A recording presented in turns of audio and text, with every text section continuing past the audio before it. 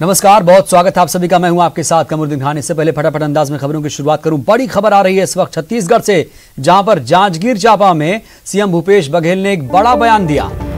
धर्मांतरण और लव जिहाद को लेकर बीजेपी पर उन्होंने हमला बोला। कहा कि सांसद हेमा मालिनी और बीजेपी नेताओं के बेटे बेटियों पर निशाना साधा। व्यक्तिगत लाभ के लिए धर्मेंद्र और हेमा ने शादी की है, तो बीजेपी बताए कि वह हिंदू हैं या मुसलमान, दोनों ने धर्मांतरण करके शादी की है। यदि ये गलत है तो उनके खिलाफ क्या कार्रवाई हो सकती है। कई बीजेपी नेताओं के बेटे बेटी ने दूसरे धर्म में शादी की, उनको वह लव जिहाद नहीं लगता।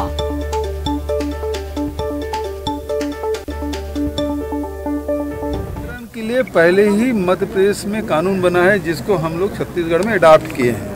जो भी जबरिया यदि कोई धर्मांतरण करते हैं तो उनके खिलाफ सख्त कार्रवाई होगी, इसमें कोई शंका नहीं है। लेकिन वो लव जिहाद की बात वो कर रहे हैं, तो लव जिहाद में तो पहले ये बताया कि भारतीय जनता पार्टी के जितने नेता लोग हैं जिनके बेटे बेटियां दूसरे धर्म के लड़के लड़कियां से शादी किए हैं, तो उसको लव जिहाद मानते हैं कि नहीं मानते हैं। दूसरी बात, यदि व्यक्तिगत लाभ के लिए धर्मांतरण करके शादी किए हैं, हेमा मालिनी जी और धर्मेंद्र जी ये लोग शादी किए हैं, तो भारतीय जनता पार्टी पहले बताया कि वो हिंदू हैं कि मुसलमान हैं, क्योंकि वो धर्मांतरण करके ही उन्होंने शादी की है।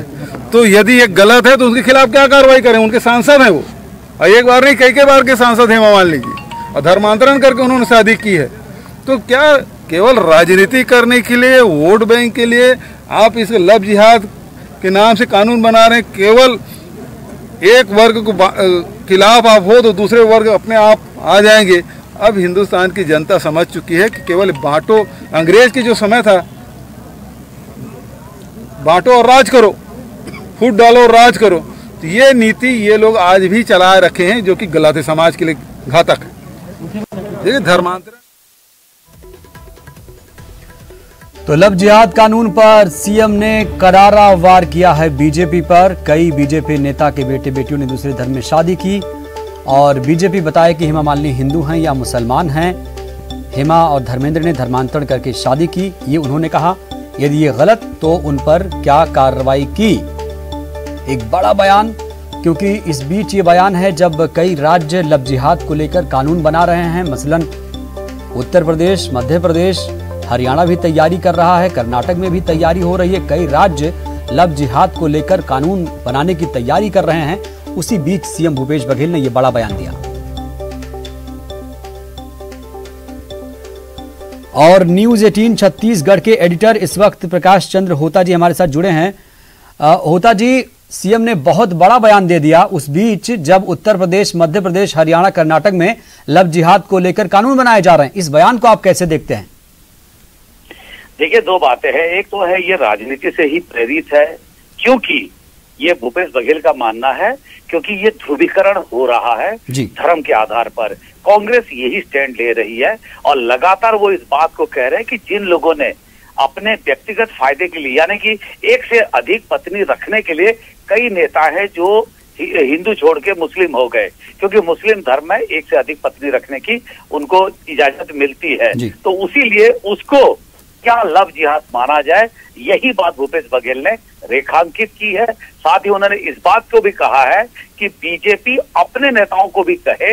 कई ऐसे नेता हैं जिनको नाम नहीं लिए हैं, और इशारे में बोले कि कई ऐसे बीजेपी में बड़े नेता हैं जो मुस्लिम है और हिंदू लड़की से शादी की है, तो उसको भी क्या लव जिहाद माना जाए, और उस शादी को क्या कहा जाए। मूलतः ये मुद्दा राजनीतिक है और ध्रुवीकरण की बात कही जा रही है। कांग्रेस की यही सोच है, और यही कारण है कि भूपेश बघेल हो या फिर कांग्रेस के बाकी बड़े नेता, वो इसी लव जिहाद के मुद्दे को विरोध कर रहे हैं और उठा रहे हैं। जी कमरुद्दीन जी, बिल्कुल। क्या जो लव जिहाद पर कानून बनाए जा रहे हैं होता जी, क्या वो सिर्फ और सिर्फ ध्रुवीकरण की ओर इशारा करते हैं? और ये भी इस बयान से मुझे तो लग रहा है होता जी कि उन्होंने एक कड़ा संदेश भी दे दिया है इस बीच कि वो लव जिहाद कानून को बनाने के मूड में नहीं है।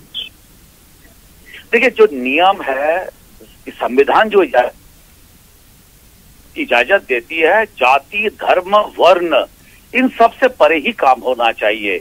अगर किसी जाति को लेकर या किसी संप्रदाय विशेष को डिस्क्रिमिनेट किया जाता है, भेदभाव किया जाता है, तो वो संविधान पे जो मेन उद्देश्य है उसका विपरीत माना जाएगा। यही मुस्लिम समाज कह रही है और कांग्रेस भी यही बात कह रही है और साथ ही कह रही है, क्योंकि धीरे धीरे करके 2023 का चुनाव और 2023 में मध्य प्रदेश, छत्तीसगढ़ समेत कई राज्यों में है, उससे पहले 2022 में है और 2021 यानी कि कुछ दिन बाद, कुछ महीने बाद बंगाल में भी चुनाव है। तो इसी तरह के बयानबाजी की जा रही है ताकि हिंदुओं को और मुस्लिमों को अपने अपने ढंग से राजनीति की जा सके। ये कांग्रेस लगातार आरोप लगा रही है।